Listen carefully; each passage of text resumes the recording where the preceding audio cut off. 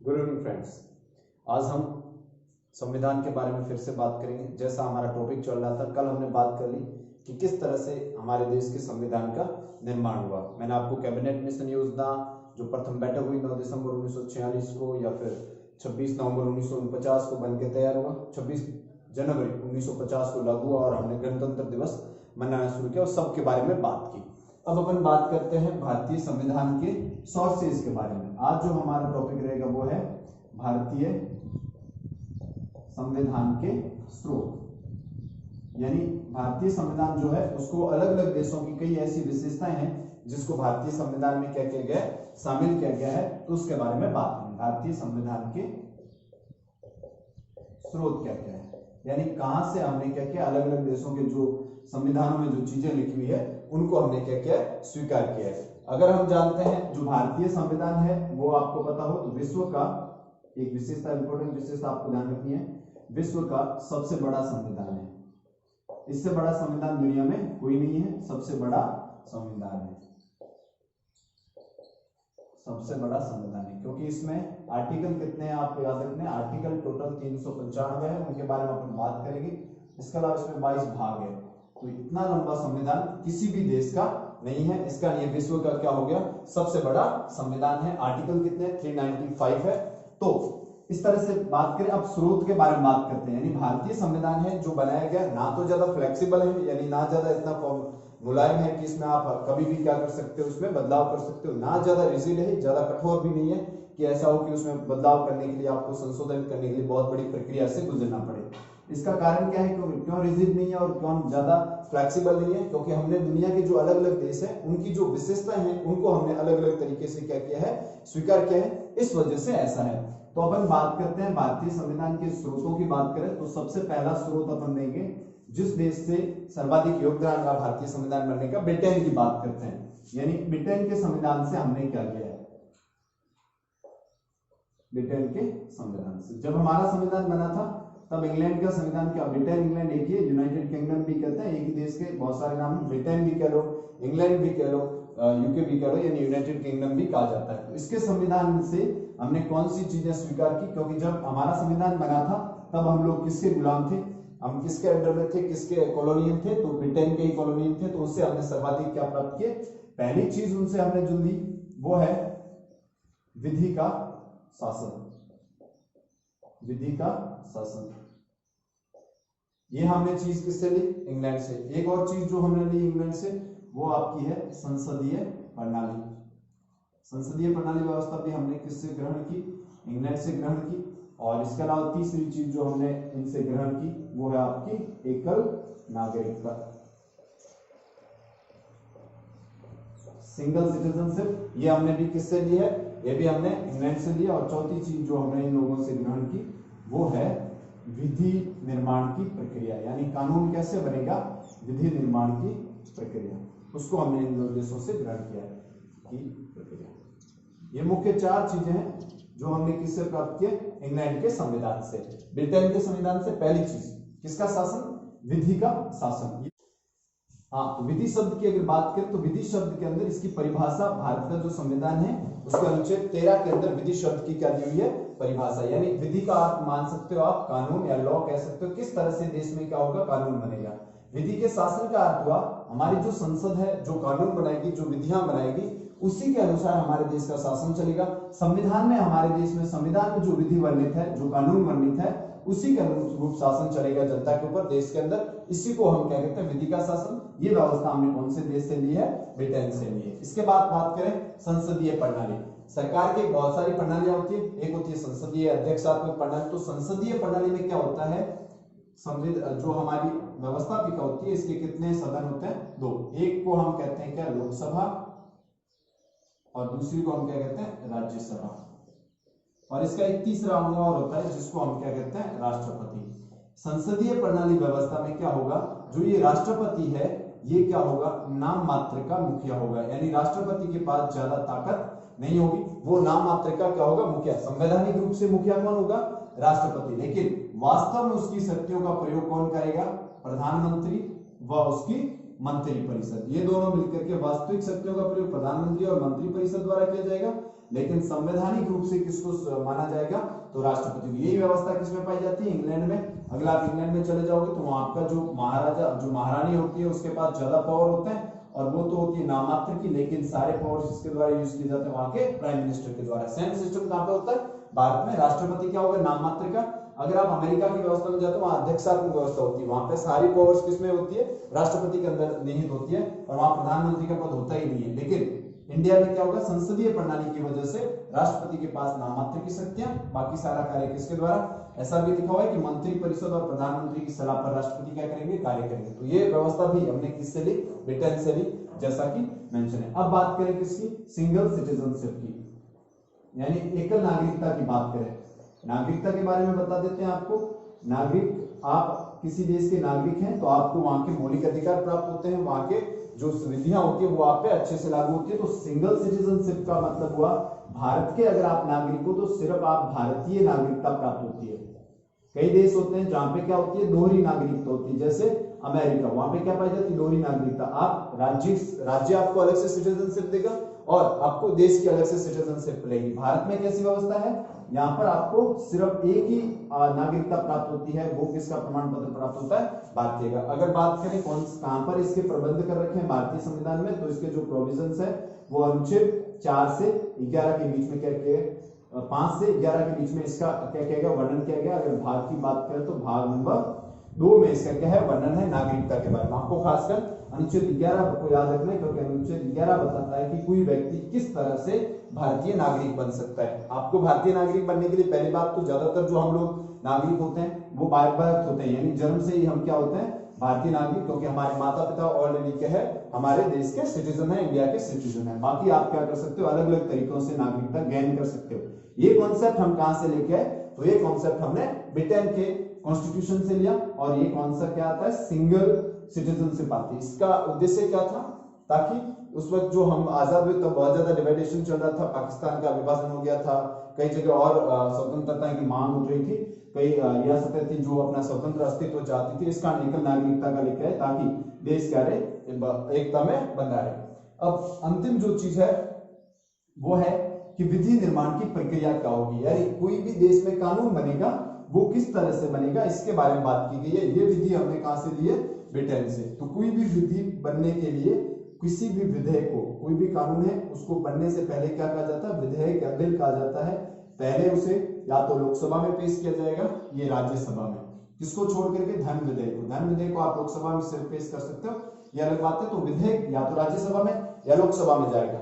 इन दोनों में से जिस बहुमत के आधार पर, जो बहुमत अलग अलग जगहों पे अलग अलग क्या दे रखा है, बहुमत दे रखा है, उसके आधार पर पास होने के बाद भी, जैसे लोकसभा से पास हुआ ये बिल, यहां से राज्यसभा में जाएगा, राज्यसभा में पास होने के बाद बिल किसके पास जाएगा, राष्ट्रपति के पास। अगर राष्ट्रपति साइन कर देते हैं तो बाद में गजट में नोटिफिकेशन आ जाएगा, और उसके बाद ये विधि देश के अंदर क्या हो जाएगी, लागू। इसका राष्ट्रपति महत्वपूर्ण हो जाता है, क्योंकि किसी भी विधि को भारत में लागू होने के लिए किसके सिग्नेचर होने जरूरी है, भारत के राष्ट्रपति के साइन होने जरूरी है, नहीं तो कोई भी विधि यहाँ पर लागू नहीं हो सकती है। तो ये 4 चीजें आपको मैंने बताई, ये 4 चीजें आपके कौन से संविधान से ली गई है, तो ये 4 चीजें ली गई है ब्रिटेन के संविधान से, जो आपको अच्छे से याद रखनी है। पहली चीज मैंने बता दी क्या थी, विधि का शासन, दूसरा संसदीय प्रणाली, तीसरा एकल नागरिकता, और चौथी विधि निर्माण की प्रक्रिया, यानी जो विधि बनाई जाएगी उसका निर्माण किस तरह से किया जाएगा, उसके बारे में बात की। अब बात करते हैं कि एक और स्रोत है भारतीय संविधान का, वो स्रोत है 1935 का भारत सरकार अधिनियम। भारत सरकार अधिनियम, ये स्रोत भी आपको याद रखना है। मैंने इससे पहली क्लासेस में आपको पढ़ाए थे भारत सरकार के अलग अलग अधिनियम, 1909 का, 1919 का, 1935 का। तो ये भारत सरकार जो अधिनियम है 1900 गवर्नमेंट ऑफ इंडिया एक्ट 1935, ये क्या बात करता है, 1935 के संविधान से हमने क्या क्या चीजें ली है उसके बारे में बात करते हैं। पहली चीज जो हमने एडॉप्ट की है किससे, 1935 के संविधान से, तो सॉरी अधिनियम से, तो वो है केंद्र व राज्य के मध्य की शक्तियों का बंटवारा। केंद्र और राज्य की शक्तियों का क्या ग्रहण किया, एक तो वहां से हमने क्या ग्रहण किया है, केंद्र और राज्यों की शक्तियों का बंटवारा। दूसरी चीज जो हमने ग्रहण की है, राष्ट्रपति की आपातकालीन शक्तियां, राष्ट्रपति की आपातकालीन शक्तियां, ये भी हमने किससे ली है, तो आपको ध्यान रखना है ये भी हमने 1935 के अधिनियम में वर्णित थी, वहां से उठा करके इसको यहाँ पे लेके आए। इसके अलावा एक और चीज हमने इसी 1935 के अधिनियम से ग्रहण की है, अल्पसंख्यकों के लिए विशेष प्रावधान, अल्पसंख्यकों के लिए विशेष प्रावधान, इसको भी हमने कहां से अडॉप्ट किया है, ये हमने 1935 के भारत सरकार अधिनियम से अडॉप्ट किया। ये तीन चीजें इंपॉर्टेंट रूप से हमने किससे की है, राष्ट्रपति की आपातकालीन शक्तियां, केंद्र और राज्य की शक्तियों का बंटवारा और अल्पसंख्यकों के लिए विशेष प्रावधान, ये तीन चीजें हमने कहां से ग्रहण किए, भारत सरकार अधिनियम से। और भी होगी लेकिन ये महत्वपूर्ण यही है, केंद्र और राज्य की शक्तियों का विभाजन। क्यों, जैसा कि आपको पता है भारत में कैसा व्यवस्था है, संघात्मक शासन व्यवस्था, यानी राज्य और केंद्र की शक्तियों के बीच में स्पष्ट बंटवारा कर दिया जाता है। लेकिन हमारी जो केंद्र है उसके पास और राज्य की शक्तियां क्या की गई, अलग अलग बांटी हुई है। कौन सी, आपको एक अनुसूची याद रखनी, पहले भी मैं इसको कई बार मेंशन कर चुका हूं, 7वीं अनुसूची, 7वीं अनुसूची, और एक आर्टिकल याद रखना है, आर्टिकल है 246 246। ये किसके बारे में बात करता है, तीन तरह की सूचियों के बारे में करता है। एक सूची है जिसको संघ सूची कहते हैं, दूसरी सूची है वो राज्य सूची, और तीसरी सूची है वो कौन सी सूची है, केंद्रीय, सॉरी कौन सी सूची है, केंद्रीय सूची हो गई, समवर्ती सूची। ये तीन प्रकार की सूचियों का क्या करता है, वर्णन करता है। और संघ सूची में ऐसे विषय आएंगे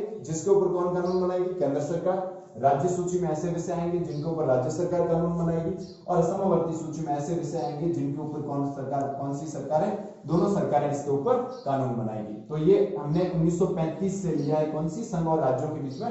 अब बात करते हैं समवर्ती सूची को, आप थोड़ा सा अलग से देख लीजिएगा, क्योंकि समवर्ती सूची के जो हमारे विषय है, समवर्ती सूची जो है 1935 के साथ साथ जो ऑस्ट्रेलिया का संविधान है वहां से हमने इसको ग्रहण किया है। कौन से संविधान से, ऑस्ट्रेलिया के संविधान से। ये बात आपको यहाँ पे याद रख लेनी है, संविधान से ली गई है। तो समवर्ती सूची के जो विषय होंगे, यानी ऐसे विषय जो केंद्र और राज्य दोनों में रहेंगे, उसको हमने कहा लिया है, कहां से लिया, ऑस्ट्रेलिया। जैसे इसमें कौन से विषय आते हैं, जैसे आप ले लो शिक्षा कह सकते हो, वन है, इन चीजों को हम किसमें रखते हैं, समवर्ती सूची में। आपने शिक्षा में देखा होगा केंद्रीय विद्यालय भी होते हैं, सेंट्रल सीबीएसई के भी होते हैं, और अलग अलग राज्यों के होते हैं। फॉरेस्ट का रक्षण कौन करेगी, आपकी केंद्र सरकार की भी जिम्मेदारी होती है, साथ ही साथ राज्य सरकार की भी जिम्मेदारी होती है। ये तो समवर्ती सूची हमने ऑस्ट्रेलिया से ले ली और 1935 के संविधान। तो एक तो ध्यान रखना, शक्तियों का बंटवारा यहाँ से ले गया। अब बात करते हैं राष्ट्रपति के आपातकालीन शक्तियों के बारे में। कौन से अधिनियम से लिया गया, 1935 के भारत सरकार अधिनियम से। राष्ट्रपति के आपातकालीन शक्तियों की बात करें कि कई बार देश में संकट आ जाते हैं, जिसकी वजह से हमारे जो मौलिक अधिकार है, जो नीति निर्देश स्वतंत्र है, इन्हें क्या नहीं किया जा सकता, लागू या इनकी मांग नहीं की जाए, उन्हें हम क्या कहते हैं, आपातकालीन शक्तियां, इमरजेंसी। तीन अनुच्छेद यहाँ पे आपको याद रखने, जो राष्ट्रपति के आपातकालीन शक्तियां लागू होती है, 352, आर्टिकल 356 एंड आर्टिकल 360। ये तीन अनुच्छेद जो है भारतीय संविधान के किसके बारे में बात करेंगे, आपातकालीन शक्तियों के बारे में। ये कब होगा, जब देश के ऊपर क्या हो जाए, बाह्य आक्रमण हो जाए, तब इसके अनुच्छेद के तहत, या फिर कभी युद्ध चल रहा हो, वह क्या हो जाए, देश में सशस्त्र विद्रोह, तब इसको लागू किया जाए। ये जो सशस्त्र विद्रोह शब्द है, ये 44वें संविधान संशोधन द्वारा 1978 में जोड़ा गया था। पहले ये शब्द नहीं था, पहले जो शब्द था वो था आंतरिक अशांति। इंदिरा गांधी ने 1975 में क्या लगा दिया, इमरजेंसी लगा दिया आंतरिक अशांति के नाम पे।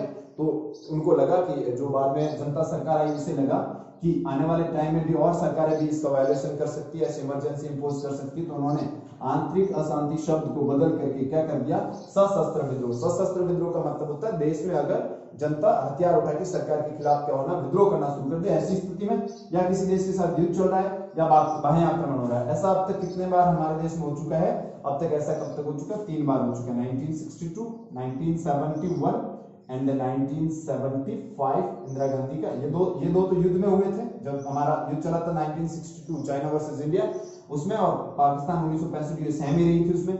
71 वाला ये पाकिस्तान के साथ युद्ध हुआ जिसमें बांग्लादेश का निर्माण हुआ, उस दौरान रही। और 75 में आपको पता है 26 जून 1975 को किसके द्वारा, इंदिरा गांधी द्वारा इमरजेंसी लागू की गई, 2 साल के लिए गई। और फिर ये प्रावधान कर दिया कि सशस्त्र विद्रोह हुआ तो ये इमरजेंसी रहेगी। 356 में क्या होगा, राज्यपाल द्वारा कहां पर, राज्यों में क्या किया जाएगा, आपातकाल। अगर राज्यपाल को लगता है कि सरकार जो संवैधानिक प्रावधान है उनके अनुसार नहीं चल रही है, सही तरीके से कार्य नहीं कर रही है, कौन सी सरकार, राज्यों की सरकार, तो वहां राष्ट्रपति से कह करके आपातकाल लगाया जा सकता है अनुच्छेद 356 के तहत। ये आपको ध्यान रखना है। और अनुच्छेद 360 के तहत अगर भारत में या देश में क्या हो जाए, वित्तीय संकट आ जाए, सरकार के पास में विदेशी मुद्रा भंडार समाप्त हो जाए और हमारे पास आयात करने के लिए चीजें पैसा नहीं हो, ऐसी स्थिति में क्या किया जा सकता है, लागू। ऐसा आज तक कभी भी नहीं हुआ है। 1990 में एक बार क्या हुआ था, इसकी परिस्थितियां बनी थी, लेकिन फिर भी एलपीजी जो आ गया उसके बाद इन परिस्थितियों को संभाल लिया गया, लेकिन ऐसा आज तक लागू नहीं हुआ है। और इसमें काफी राज्यों में क्या किया जा चुका है, इसका वायोलेशन ऐसा राज्यपाल साहब से लागू किया जा सकता है। ये 3 शक्तियों का वर्णन 1935 के अधिनियम से लिया गया है। इसके साथ ही ये शक्तियों का वर्णन,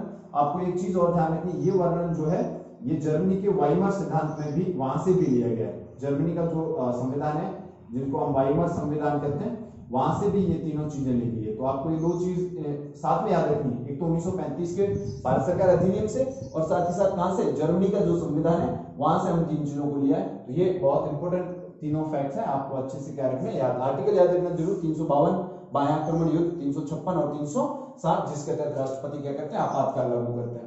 चलिए अगली बात मैंने की, ये थोड़ा इधर तीसरा जो अपना पॉइंट था वो था अल्पसंख्यकों के लिए किसके प्रावधान, विशेष प्रावधान किए गए हैं। आपको अगर एक अनुच्छेद याद हो, अनुच्छेद 29-30 में क्या किया गया है, जो अल्पसंख्यक लोग हैं उनकी संस्कृति, उनकी शिक्षा के लिए क्या की गई, व्यवस्था की गई। ऐसे बहुत सारे ऐसे प्रावधान है हमारे संविधान में जो अल्पसंख्यकों की रक्षा के लिए कार्य करते हैं। अल्पसंख्यक कैसे कहते हैं, ऐसे कम्युनिटीज, ऐसे हमारे समुदाय जिनकी जनसंख्या क्या हो, जनसंख्या कम हो, उसे हम अल्पसंख्यक कहते हैं। जैसे हमारा देश है उसमें ज्यादातर जो जनसंख्या है वो हिंदू है, 80% से ज्यादा हम लोग हिंदू है, तो वो बहुसंख्यक हो जाएंगे। बाकी जो कम्युनिटीज लाइक मुस्लिम्स या फिर आप जैन हो गए, बुद्धिज्म हो गए, ये सारे सिख है, ये किसके अंतर्गत आते हैं, आपके इस अल्पसंख्यक। इनके अधिकारों की रक्षा के लिए ये अपने खुद के क्या खोल सकते हैं, विद्यालय, अपनी संस्कृति, अपनी कला को बचा के रख सकते हैं, अपने मूल्यों को बचा के रख सकते हैं। इसके प्रावधान हमने कौन से लिए, 1935 के भारत सरकार अधिनियम से। तो ये सारा चीजें हमने 1935 के भारत सरकार अधिनियम से लिए। आगे अब हम बात करते हैं कि और कौन से देश से हमारे यहाँ पे प्रावधान आए। ऑस्ट्रेलिया वाला आपको याद रखना है, ऑस्ट्रेलिया से हमसे क्या, हमने क्या लिया, समवर्ती सूची को ग्रहण किया है ऑस्ट्रेलिया से। तो 1935 के बाद अब हमारा तीसरा जो सोर्स है उसके बारे में बात करें तो ये है संयुक्त राज्य अमेरिका। इसके संविधान से हमने क्या लिए, बहुत सारे प्रावधान लिए। आपको अगर याद हो तो 1776 में अमेरिका क्या होता है, इंग्लैंड से आजाद होता है, क्रांति के बाद में, युद्ध के बाद में, और 1779 के आसपास इनका क्या बनकर तैयार होता है, संविधान बनकर के तैयार हो जाता है। तो संयुक्त राज्य अमेरिका का जो संविधान बनकर तैयार हुआ ये उस वक्त का सबसे बड़ा था, जब तक भारत का नहीं बना था तब तक। भारत का बनने के बाद ये हो गया। तो संयुक्त राज्य अमेरिका का जो संविधान है उससे हमने क्या क्या चीजें ली है वो अपन बात करते हैं। पहली जो चीज हमने उनके संविधान से ग्रहण की है वो है प्रस्तावना। बहुत सारी चीजें ली हमने इनके संविधान से, यानी प्रियम्बल जो हमारे संविधान का है वो हमने कहां से ग्रहण किया है, ये ग्रहण किया अपने अमेरिका के संविधान से। दूसरा हम प्रावधान देखें, सबसे महत्वपूर्ण कॉन्सेप्ट है मौलिक अधिकार, फंडामेंटल राइट्स। ये फंडामेंटल राइट्स जो हमने लिए हैं ये हमने कौन से संविधान से लिए हैं, अमेरिका के संविधान से फंडामेंटल राइट्स ग्रहण किए। अब अगर हम बात करें इसके अलावा की बात करें तो इंडिपेंडेंट जुडिशरी सिस्टम, यानी स्वतंत्र न्यायपालिका की जो व्यवस्था है वो भी हमने किससे ग्रहण की है, स्वतंत्र न्यायपालिका, ये भी हमने किससे ग्रहण किया है, अमेरिका से ग्रहण किया है। चौथी अगर हम बात करें इसके बारे में, स्वतंत्र न्यायपालिका और एक न्यायिक पुनरावलोकन करके एक व्यवस्था होती है, सबके बारे में हम बात करें, पहले लिख देते हैं पुनरावलोकन। न्यायिक पुनरावलोकन की जो व्यवस्था है ये हमने कहां से ग्रहण की है, तो ये भी हमने अमेरिका के संविधान से ग्रहण किए। इसके अलावा जो न्यायपालिका के जो जज होते हैं, न्यायपालिका के जो न्यायाधीश होते हैं, न्यायपालिका के न्यायाधीशों की नियुक्ति नहीं, न्यायाधीशों की पद मुक्ति, उन्हें हटाया कैसे जा सकता है उसकी प्रक्रिया को हमने इनसे ग्रहण किया। पद मुक्ति की प्रक्रिया, उनको कैसे हटाया जाएगा, ये प्रक्रिया हमने किससे ग्रहण की है, ये भी हमने अमेरिका के संविधान से। और अंतिम चीज जो हमने ग्रहण की उनसे, राष्ट्रपति कार्यपालिका का मुखिया होगा। ये भी हमने किससे ग्रहण किया, कार्यपालिका का मुखिया। तो ये टोटल 5 चीजें हैं जो मुख्य मुख्य आपको याद रखनी है हमने अमेरिका के संविधान से। अब डिटेल वाइज बात करते हैं कि कहां से कौन सा प्रावधान है। सबसे पहले हमने जो लिया प्रस्तावना। प्रस्तावना का अर्थ होता है कोई भी संविधान जो हमारा लिखा गया है, इसकी जैसे हम शुरुआत में एक बुक खोलते हैं या संविधान पढ़ना शुरू करते हैं, सबसे पहले क्या आती है, प्रस्तावना आती है। कोई भी बुक आप पढ़ते होंगे तो उसका इंट्रोडक्शन आता है, प्रस्तावना आती है कि इस बुक के अंदर क्या चीजें लिखी हुई है, क्या है। अगर आपको पूरा संविधान कुछ लाइनों में पढ़ना है, शॉर्ट में पढ़ना है, तो उसके लिए क्या पढ़ लेना चाहिए, हमें प्रस्तावना को पढ़ लेना चाहिए। तो ये प्रस्तावना का जो विचार है ये हमने कौन से देश से ग्रहण किया है, अमेरिका से ग्रहण किया। ये अच्छे से आपको याद रखना है। इसको कहते हैं की ऑफ इंडियन कॉन्स्टिट्यूशन, यानी भारतीय जो संविधान है उसकी आप कुंजी कह सकते हो। यानी हमारा जो संविधान खुलता है वो प्रस्तावना के साथ ही शुरू होता है, इस कारण हम इसको कहते हैं की ऑफ इंडियन कॉन्स्टिट्यूशन। ये बात आपको ध्यान रखनी है। प्रस्तावना आपको पता होगा तो नेहरू का जो उद्देश्य प्रस्ताव था, नेहरू जी के उद्देश्य प्रस्ताव के साथ में उद्देश्य प्रस्ताव से ही बनी। इसका एक दूसरा नाम भी ध्यान रखना, उद्देशिका भी कहते हैं। तो नेहरू जी ने मैंने आपको बताया था 13 दिसंबर को क्या किया था, उद्देश्य प्रस्ताव लेके आए, 22 जनवरी को पास हो गया। वही उद्देश्य प्रस्ताव हमारा क्या बन गया, हमारे देश की प्रेमबल बन गया। आपने कभी पढ़ा होगा, आपकी बुक्स के पीछे भी आती है, और अपन कल इसके बारे में अच्छे से पूरी डिटेल में बात करेंगे, जिसमें हम भारत के लोग भारत को लोकतांत्रिक गणराज्य बनाने, तो जो सारे उसके अंदर न्याय की बात की गई है, जैसे आर्थिक, सामाजिक और राजनीतिक न्याय की बात की गई है, बंधुता की बात की गई है, वो सारी बातें अपन कल करेंगे। तो ये हमने प्रावधान लिया कहां से है, तो संयुक्त राज्य अमेरिका से लिया है। उसके बारे में डिटेल में कल से बात करेंगे। चलो अगला जो आपका है वो है मौलिक अधिकार, यानी फंडामेंटल राइट्स। ये हमने लिए, ये भी कहां से लिए हैं, अमेरिका से। जब हमारा संविधान बना था तब हमारे पास में टोटल कितने राइट थे, 7 FRS थे, यानी हमको कितने संविधान मौलिक अधिकार प्राप्त थे, संविधान से 7 मौलिक अधिकार प्राप्त थे 44वें संविधान संशोधन द्वारा। कौन से संविधान संशोधन, 44वें द्वारा। कब, 1978 में क्या किया गया, जो संपत्ति का जो हमारा अधिकार है, संपत्ति का अधिकार, उसे क्या कर दिया गया, समाप्त कर दिया गया। तो टोटल हमें 7 प्राप्त थे, तो संपत्ति का अधिकार 1978 में जब हमारे देश से समाप्त कर दिया गया, तब पीछे कितने बचे, वर्तमान में हमारे पास में 6 मौलिक अधिकार है। समानता का अधिकार, स्वतंत्रता का अधिकार, शोषण के विरुद्ध अधिकार, इसके अलावा हमारे पास में जो धर्म और संस्कृति को रक्षा का अधिकार, और इसके अलावा शिक्षा और संस्कृति का अधिकार, और छठा जो हो जाएगा वो हो जाएगा और संवैधानिक उपचारों का अधिकार। ये 6 अधिकार हम अलग अलग क्या करेंगे, इसकी इनके बारे में अपन डिटेल में क्या करेंगे, चर्चा करेंगे। तो मौलिक अधिकार जो हमें प्राप्त है 6, वो आपको ध्यान रखने हैं। अनुच्छेद 12 से लेके 35 के बीच में क्या किए गए, वर्णित किए गए हैं। और इसके अलावा भाग की अगर अपन बात करें तो भाग 3 में इनका क्या क्या हुआ है, वर्णन किया। 12 से 35 के बीच में अलग अलग संविधान की बात, जैसे समानता का संविधान हो गया 14 से 18, स्वतंत्रता 18 से 22, इस तरह से हम पूरी डिटेल में इसके बारे में बात करेंगे। तो आपको ध्यान रखना ये कॉन्सेप्ट हम कहां से लाए, ये कॉन्सेप्ट लेके आए हम संयुक्त राज्य अमेरिका से लेके आए थे। मौलिक अधिकार यानी नागरिक होने के नाते आपको कौन कौन से अधिकार मिलते हैं अपने जीवन को आगे बढ़ाने में, समानता प्राप्त करने में, और विधि के समान होने में, अपना अभिव्यक्ति व्यक्त करने में, वो सारे के सारे क्या कहलाते हैं, मौलिक अधिकार कहलाते हैं, जो हमारे जीवन के विकास के लिए, व्यक्तित्व के विकास के लिए आवश्यक है। वो हमें कितने प्राप्त है, वर्तमान में 6 प्राप्त है। तो ये हमने कॉन्सेप्ट लिया है अमेरिका के संविधान से। अब अगली बात करें, कौन सा कॉन्सेप्ट, स्वतंत्र न्यायपालिका। अब सरकार जो होती है उसके कितने अंग होते हैं, वो आपको ध्यान रखना। सरकार के 3 अंग होते हैं। एक अंग होता है जिसको कहा जाता है व्यवस्थापिका, लेजिस्लेटिव। दूसरा जो अंग होता है उसे कहते हैं कार्यपालिका, एग्जीक्यूटिव। और तीसरा जो होता है उसे कहते हैं हम लोग न्यायपालिका, यानी जुडिशरी। ये 3 होते हैं, ऑर्गन्स होते हैं किसके, किसी भी गवर्नमेंट के। ये क्या है, न्यायपालिका। अब व्यवस्थापिका होती है, उसे क्या कहा जाता है, हमारे देश की व्यवस्थापिका का नाम क्या है, संसद। अमेरिका में चले जाओगे तो व्यवस्थापिका को क्या कहते हैं, कांग्रेस। और इंग्लैंड चले जाओगे तो उसे क्या कहते हैं, पार्लियामेंट कहते हैं। तो व्यवस्थापिका देश के लिए क्या बनाती है, देश के कानून बनाती है। तो कानून निर्माण का कार्य किसका होगा, व्यवस्थापिका का। लागू करना किसका कार्य होगा, तो लागू करना किसका होगा, कार्यपालिका का काम होगा लागू करना। अब कई बार क्या होता है, कार्यपालिका वो होती है जो सरकार बहुमत में होती है, और सरकार क्या होती है, अपने पक्ष की होती है। अब वो यहाँ पे कोई भी कानून लेके आए और व्यवस्थापिका में आया, यहाँ पे विपक्ष भी होता है। तो मान लो ऐसा कानून लेके आए, इनके सरकार के पास बहुमत है, उसने कोई भी कानून व्यवस्थापिका से पास करवा लिया और वो विवादित है, यानी उसके ऊपर लगता है कि लोगों द्वारा बड़े स्तर पर विरोध किया जाता है और लोग अनुच्छेद 32 के तहत कहां पहुंच जाते हैं, मान लो न्यायपालिका पहुंच जाते हैं कि ये जो व्यवस्थापिका द्वारा कोई भी कानून बनाया गया है ये हमारे मौलिक अधिकारों के खिलाफ है और ये हमारे संवैधानिक मूल्यों के खिलाफ है, तब न्यायपालिका ऐसे कानून को क्या कर सकती है, असंवैधानिक घोषित कर सकती है।